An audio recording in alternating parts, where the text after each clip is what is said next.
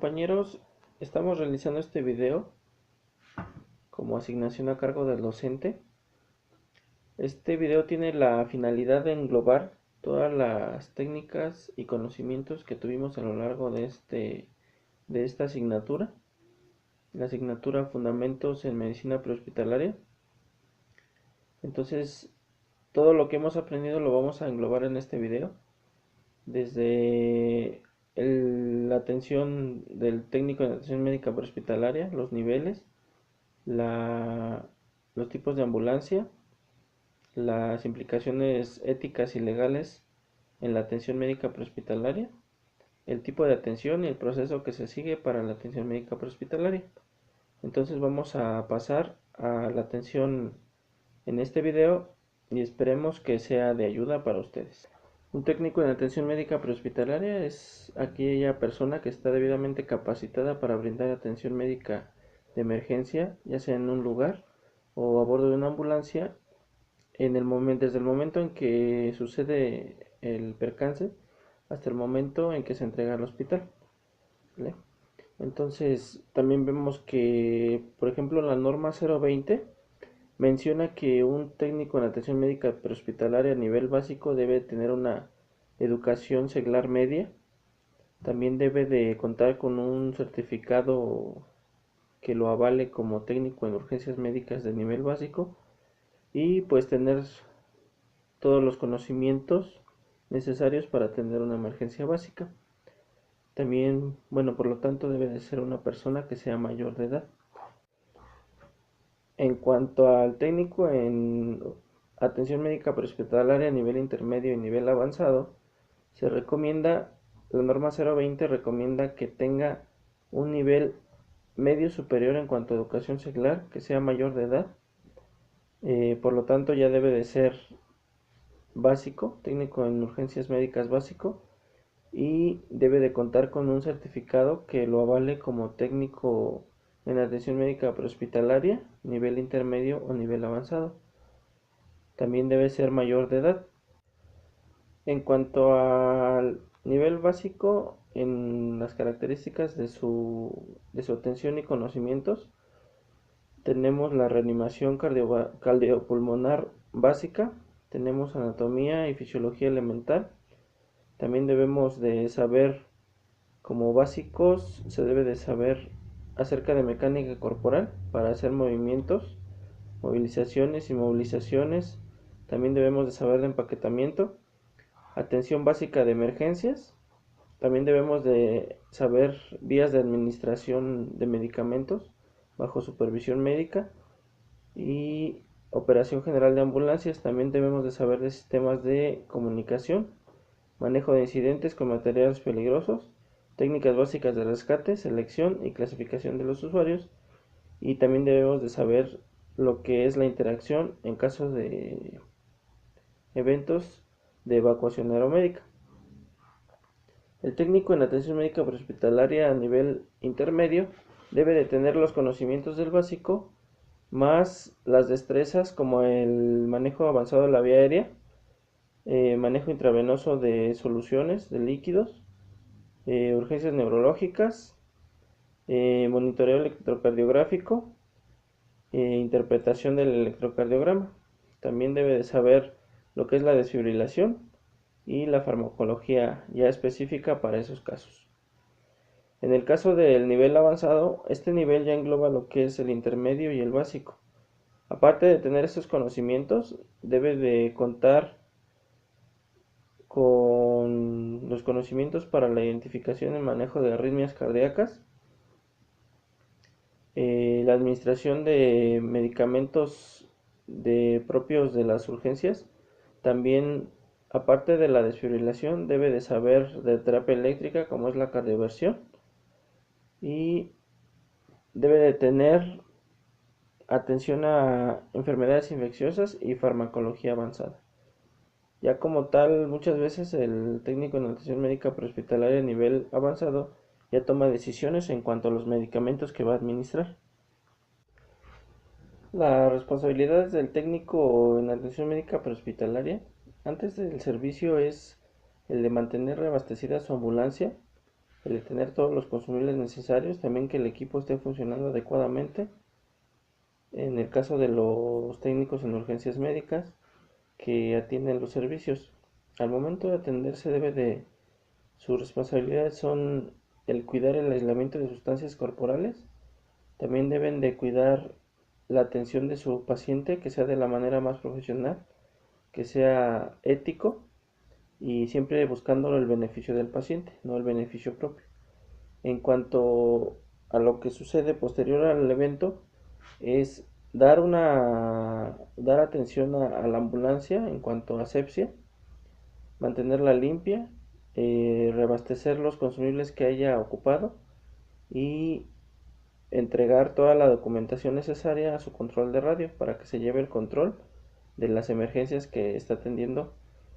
Esos son los Eso es la atención y las responsabilidades que debe dar un técnico de atención médica prehospitalaria antes, durante y después de la atención médica. La salud en el trabajo del paramédico es muy importante, ya que muchas veces estamos en largas jornadas de trabajo. Debemos de cuidar nuestra alimentación. Es importante cuidar la alimentación porque muchas veces comemos por la premura de las atenciones, comemos alimentos, comida rápida, antojitos o cosas con mucho azúcar. Entonces todo eso puede generarnos, después nos puede generar molestias y nos puede generar que nuestra salud se deteriore. También debemos de ser cuidadosos en cuanto a la atención de los pacientes. Por ejemplo, en el caso de la movilización de pacientes, se lleva una materia que se llama mecánica corporal, en la que se nos muestra cómo hacer movilizaciones de manera correcta para evitar lastimarnos.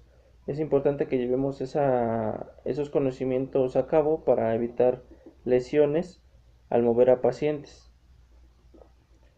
También debemos de tener cuidado en cuanto al aislamiento de sustancias corporales. Esa manera de prevención es muy importante, ya que muchas veces creemos que por el hecho de no tener contacto con secreciones o fluidos corporales de los pacientes no nos vamos a contagiar, pero hay muchos pacientes que por el simple hecho de tocarlos nos pueden contagiar de alguna enfermedad o de alguna infección.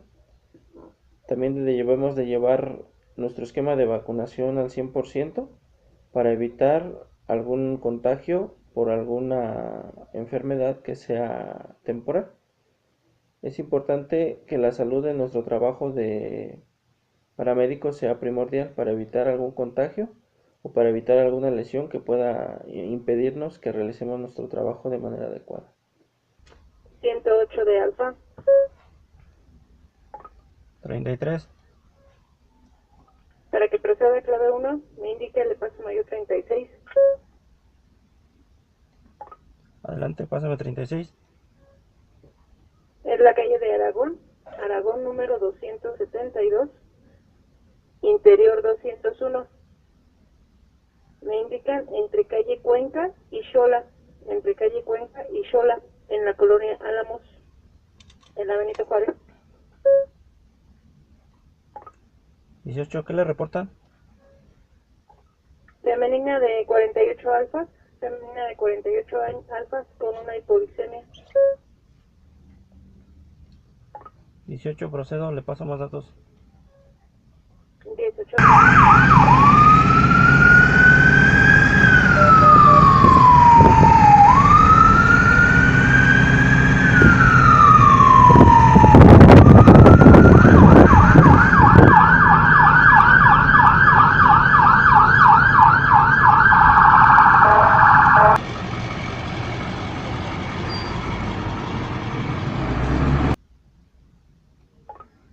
Alfa de la 108. Adelante, 108. Hacemos 7 en el domicilio, le paso 36. 31. Bueno, pues estamos aquí en la escena del accidente. Es un paciente clínico. Lo primero que tenemos que ver o verificar es que el área sea segura. Como vemos, pues no hay nada que pueda poner en riesgo nuestra integridad. Es un domicilio. Vamos a a proceder a, pues, a ingresar a la vivienda.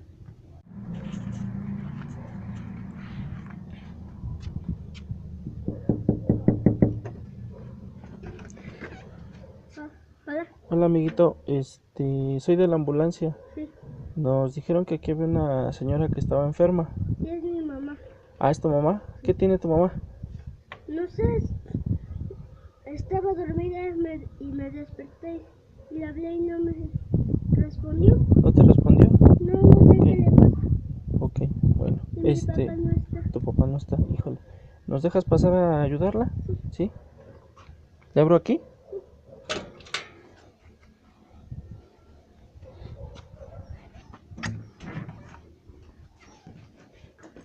¿Nos esperas en tu cuarto, amiguito? Ahorita te hablamos. ¿Sí? Gracias.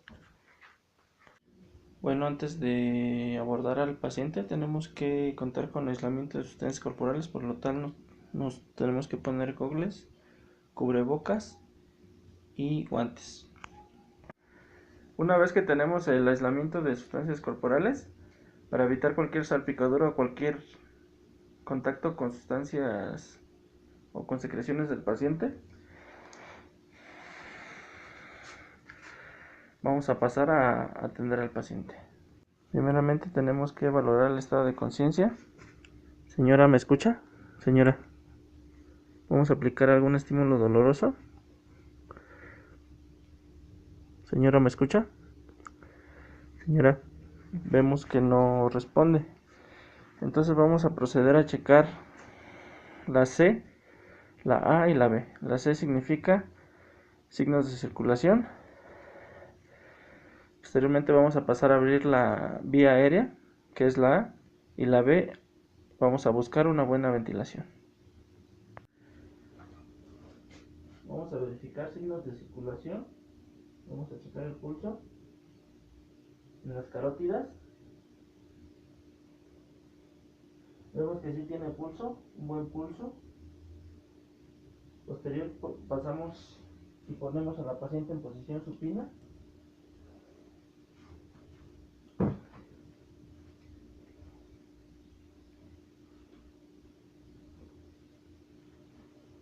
Procedemos a abrir la vía aérea. Vamos a buscar una buena ventilación.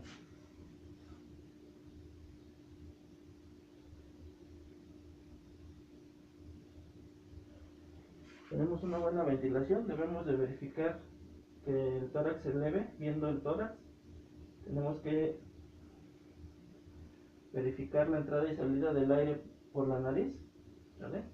Entonces vamos a pasar a hacerle una evaluación aquí en su domicilio. Vamos a evaluar sus signos y síntomas. Sus signos y síntomas, pues ahorita es una paciente que está inconsciente. Vamos a verificar sus signos vitales, ¿sale?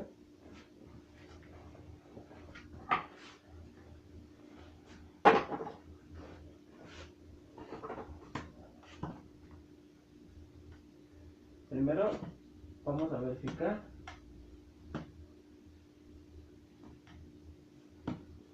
aquí, vamos a checar su pulso y vamos a verificar con la ayuda de un reloj su frecuencia cardíaca.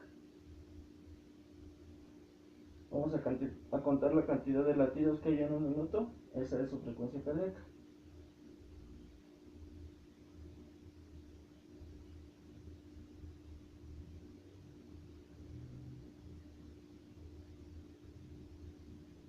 Otra manera de hacerlo es verificar en 30 segundos cuántas veces tenemos el latido y de esa manera multiplicarlo por 2. Esto nos dará la frecuencia cardíaca en un minuto.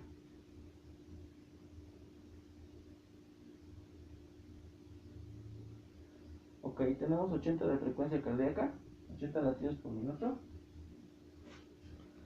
Posterior vamos a verificar la elevación del pecho. Con eso vamos a obtener de la misma manera la frecuencia respiratoria. De igual manera vamos a ocupar el reloj.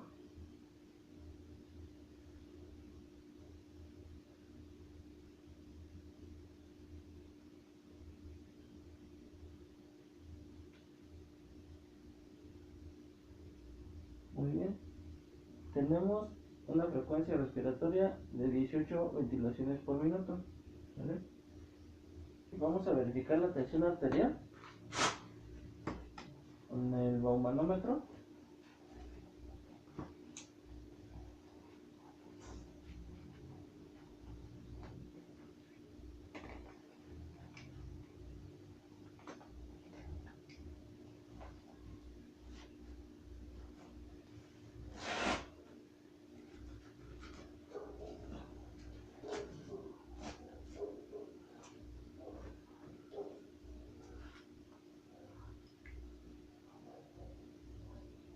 Ok, podemos ayudarnos de un estetoscopio o únicamente del pulso. ¿Vale? De esta manera podemos checar la tensión arterial.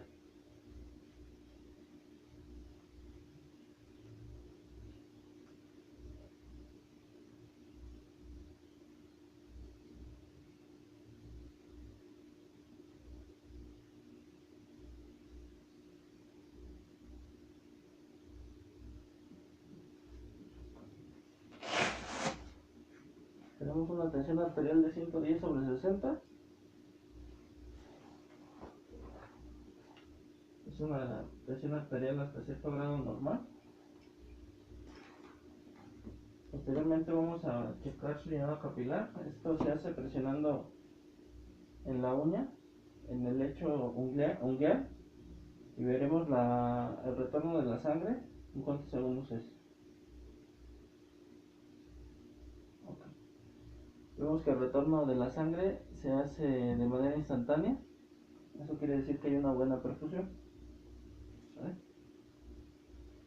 Posteriormente verificamos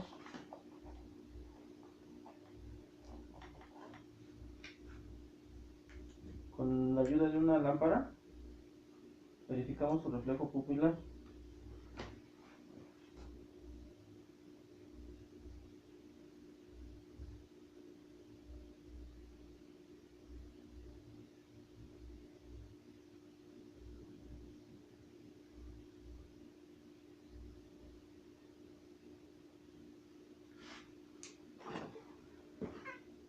Vemos que sus pupilas están pequeñas, tiene miosis. Esto quiere decir que hay un problema por ahí en el cerebro, o quizá puede ser producto de alguna otra complicación o de algún otro padecimiento. Por último vamos a verificar lo que es la glicemia. La glicemia la vamos a checar mediante un equipo que se llama glucómetro. Este equipo ocupa unas tiras reactivas, las cuales se usan para ver la cantidad de glucosa que hay en la sangre. Nos comentó la persona que nos llamó, en este caso fue el padre del pequeño que nos recibió, que venía en camino, pero que su esposa es diabética. Probablemente la señora tomó su medicamento y no cenó. Probablemente el medicamento que le esté tomando le esté haciendo una mayor reacción a la que ella está acostumbrada. Quizá hay que ajustar el medicamento o cambiar el medicamento, pero eso ya es decisión del médico. ¿Sale? Entonces vamos a checar. Colocamos una lanceta en el lancetero y una tira reactiva. ¿Sale? Vamos a verificar cuánta glucosa tiene la paciente. Vamos a aplicar en la yema y colocamos el glucómetro.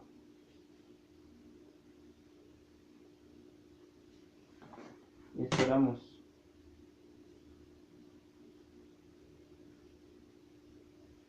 Bueno, aquí el glucómetro nos está marcando una lectura de 41 miligramos por decilitro. ¿Sale? Lo normal es que un paciente tenga unos de 100 a 110 miligramos por decilitro de manera natural o normal. ¿Sale? Entonces vamos a proceder a darle atención, ya que la paciente lo que necesita es glucosa. Vamos a pasarle glucosa vía intravenosa, ya que la paciente no puede deglutir. Si no, le pasaríamos glucosa oral. Entonces necesitamos glucosa. Vamos a pasarle una solución dextrosa al 5% y vamos a ver cómo reacciona. Para esto necesitamos la glucosa, necesitamos un normogotero,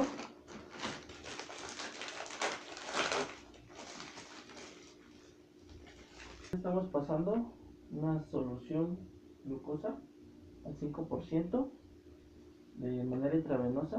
Estamos utilizando aquí la mano en caso de que se requiera que el traslado en el hospital usen los pliegues. Le vamos a pasar una carga de 250 mililitros y vamos a ver qué tal reacciona.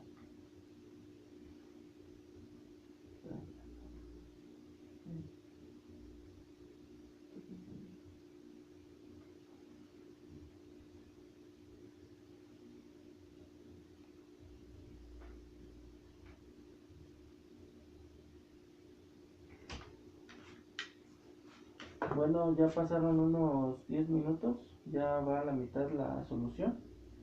Entonces vamos a verificar. De hecho, en cualquier momento debería de estar despertando a la paciente. Pues lo único que necesitaba ella era necesitaba una dosis de glucosa, ya que pues, su padecimiento es diabetes y tuvo una hipoglicemia. Señora Nancy, tranquila, tranquila señora, tranquila señora. ¿Quién es usted? Señora, tranquila, tranquila. Somos de la ambulancia, se puso mal. ¿Mi niño? Su niño está aquí en su cuarto, tranquila. Nos comenta su esposo, que fue el que nos habló, que usted es diabética. Ajá. Nos comentó que su hijo le había hablado por teléfono y que usted no respondía, ¿vale? Ya estamos aquí, ya le estamos atendiendo, le estamos pasando tantita glucosa ya que usted tenía su azúcar muy baja, ¿vale? ¿Cómo se siente? Mareada. Mareada, ok. ¿Se acuerda usted desde cuándo es usted diabética? Apenas me dijeron. Apenas le dijeron, ok. ¿Toma usted algún medicamento para la diabetes? Sí. Ok. ¿Se acuerda qué fue el último que cenó? Me tomé mi café Su café. ¿Eso como qué hora fue? como a las 10. Como a las 10. Ok. ¿Tomó alguna otra cosa? ¿Comió algo? No. ¿Y se tomó su medicamento? Sí. Ok. Entonces ese es el problema. Usted tomó un medicamento que baja la glucosa y usted al no tener glucosa en su sangre se le bajó aún más. Entonces vamos a procurar que para la próxima esto no se repita. Usted va a necesitar siempre cenar algo antes de comer, antes de tomarse su medicamento, ¿vale? ¿Su niño está bien? Ahorita lo único que vamos a hacer es volverle a checar su glucosa y checarle sus signos una vez más, ¿vale? Bueno, entonces vamos a pasar a checar su glucosa de la paciente de nueva cuenta.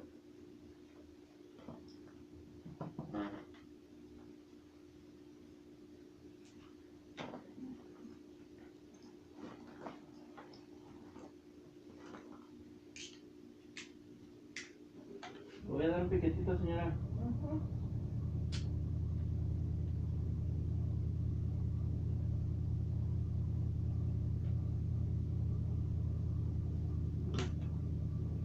Correcto. Ahora vemos que ella tiene 126 miligramos por decilitro de glucosa, que se considera un nivel normal, ¿vale?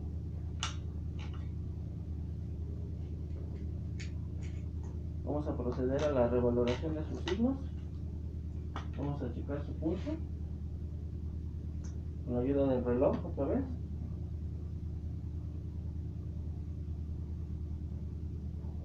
Correcto. 80 de cardíaca. Vamos. Respira usted normal, señora. Respira normal, tranquila. Vamos a checar la frecuencia respiratoria una vez más.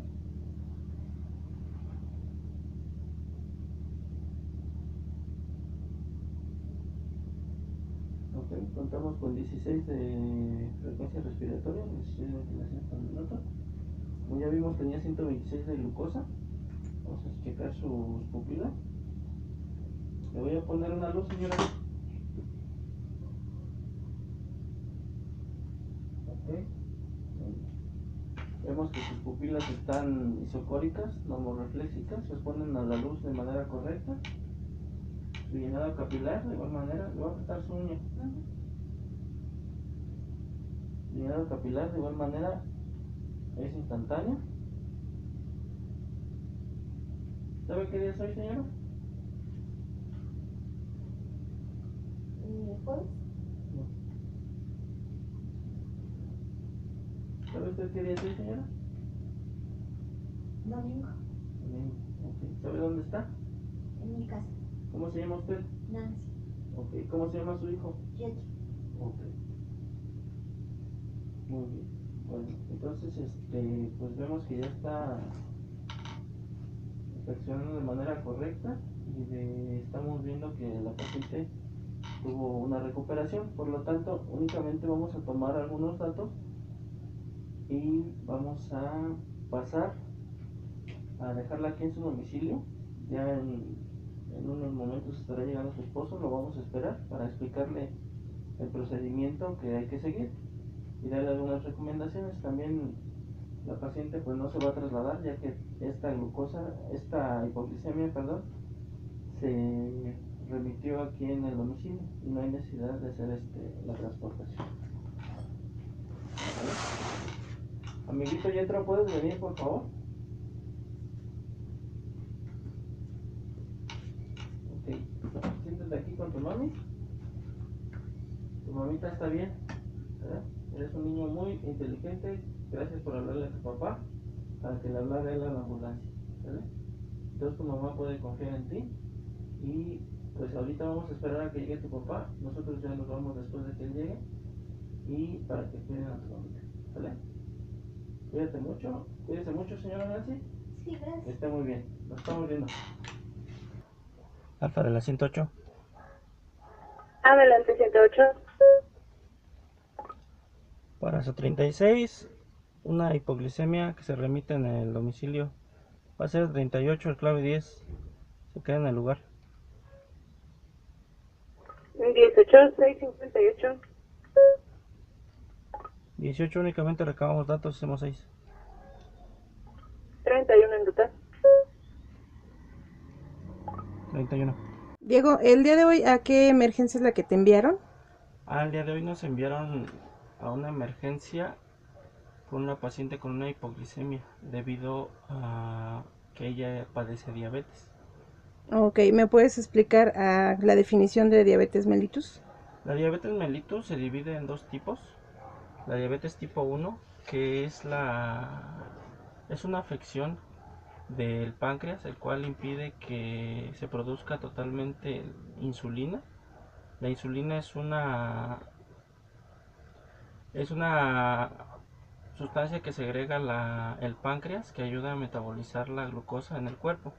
Entonces, al no haber insulina, la glucosa no se puede metabolizar, lo que aumenta los niveles de glucosa en la sangre.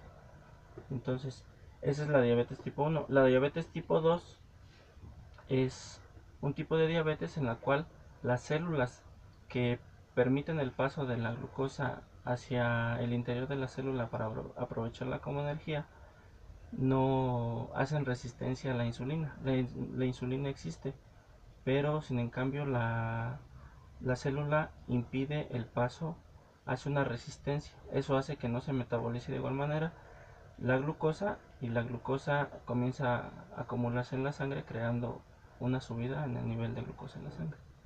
Ok, y bueno, vamos a ver ahorita las especificaciones y la morbilidad y epidemiología de nuestro país.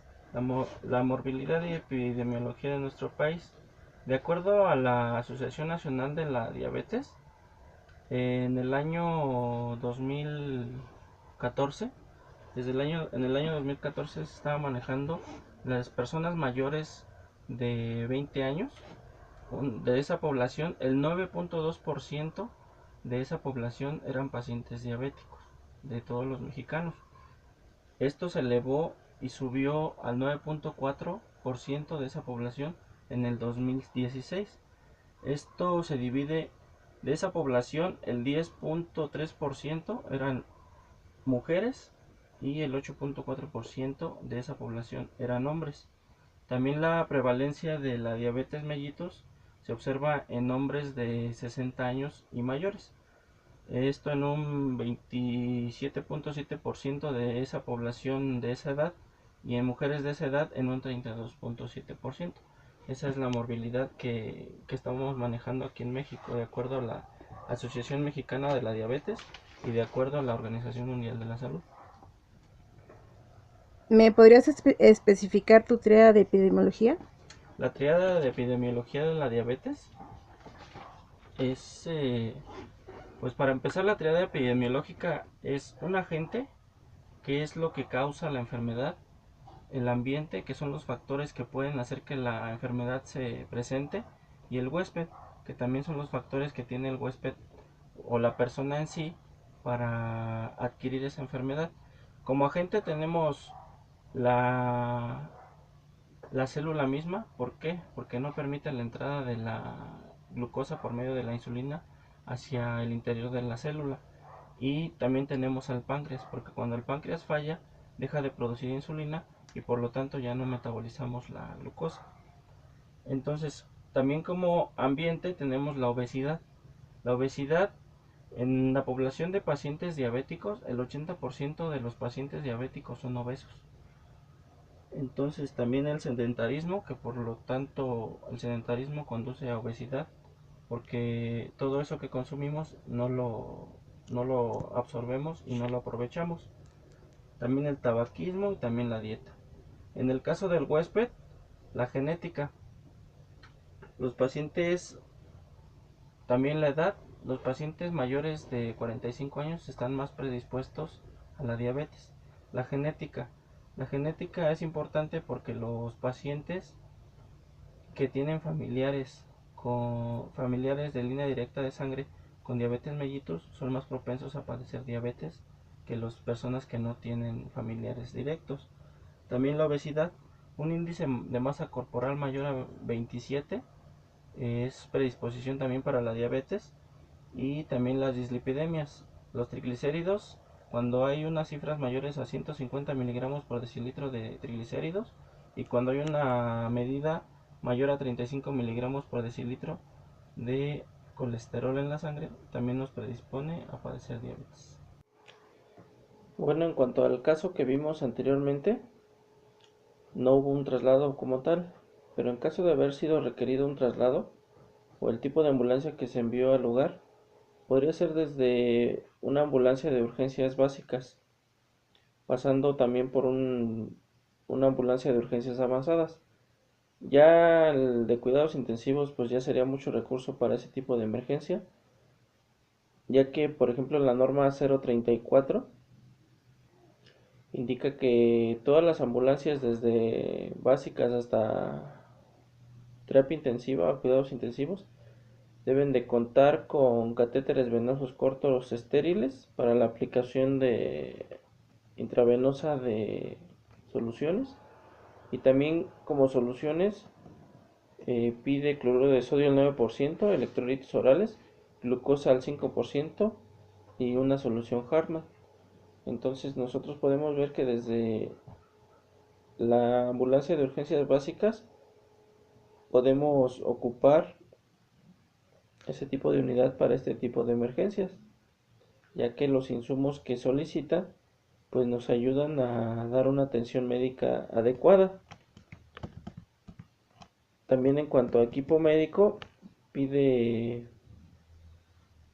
un esfigmomanómetro o un baumanómetro, que es lo mismo, un estetoscopio, que también lo estuvimos ocupando, glucómetro o algún sustituto tecnológico, que pueden ser tiras reactivas de esas de color. Eso también lo estuvimos ocupando en la atención médica. Entonces todos esos insumos vienen desde una ambulancia básica de urgencias básicas hasta una ambulancia de urgencias avanzadas. Entonces podemos ocupar de esos dos tipos de unidades para dar la atención y para hacer el traslado del paciente a una institución hospitalaria adecuada. En cuanto a la atención médica, nosotros como técnicos en atención médica prehospitalaria tenemos una responsabilidad con los pacientes una responsabilidad legal, porque la ley nos obliga a prestar una atención médica, a atender a nuestro paciente hasta que se encuentre en unas manos más capaces que las nuestras, podría ser en el hospital o con un médico. Por lo tanto, en el Código Penal Federal, en su artículo 229 bis, expone acerca de la atención, el abandono, la negación y la práctica indebida del servicio médico. Por ejemplo, en el capítulo 3 del artículo 324 menciona que se puede imponer una pena de 1 a 4 años de prisión, además de 100 a 300 días de multa y suspensión o inhabilitación para ejercer la profesión. ¿Esto cuándo es? ¿Cuándo se hace? Menciona el artículo que cuando estando en presencia de un lesionado o habiendo sido requerido para atenderlo, no lo atendamos o no solicitemos auxilio a la institución adecuada. También cuando nosotros estemos presentes y nos neguemos a atender o a prestar asistencia a un enfermo cuando éste corre a peligro de muerte o que una enfermedad le cause un daño más grave, y nosotros seamos la única persona que está ahí y no podamos recurrir a otro médico ni a otro servicio de salud. También menciona el artículo 325 en cuanto a la atención médica, que cuando se nos haya dejado a cargo de la atención de un lesionado, dejemos de prestarle tratamiento sin dar atención y sin dar aviso a la autoridad competente. También que no cumplamos con nuestras obligaciones, se nos puede imponer de 1 a 4 años de prisión.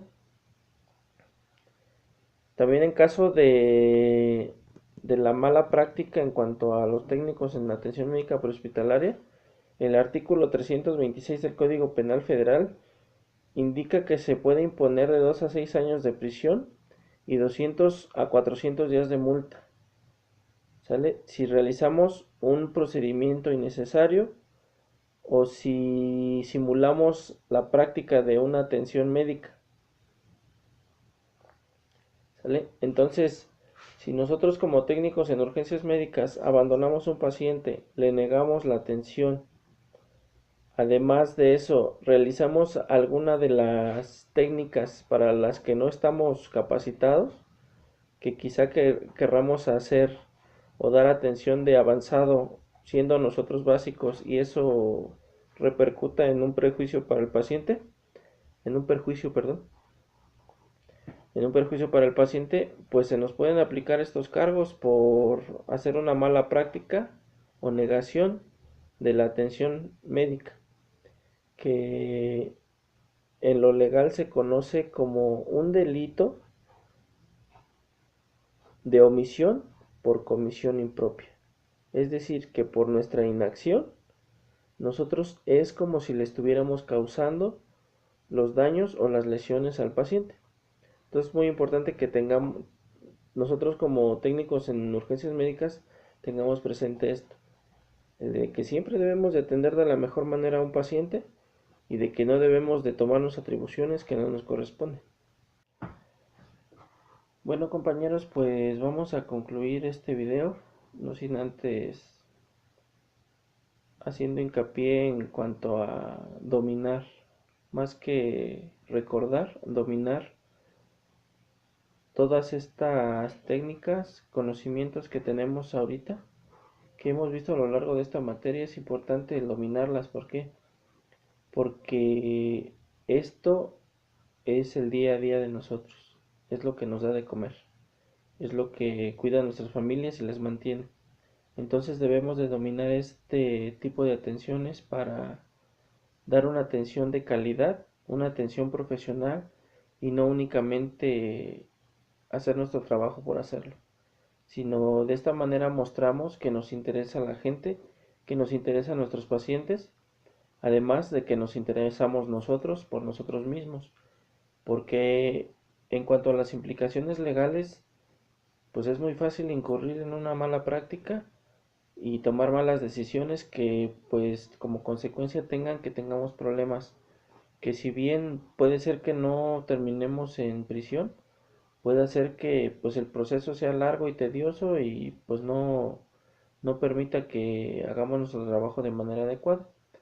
Es por eso que es muy importante que sepamos todas estas técnicas y las dominemos. Estos conocimientos también, el dominarlos nos deben de ayudar para dar una atención de calidad y ser un técnico en atención médica prehospitalario de calidad, y no nada más pues ser del montón, como podría decirse.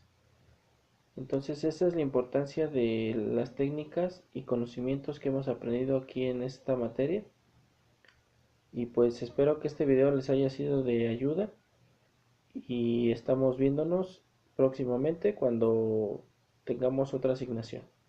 Gracias.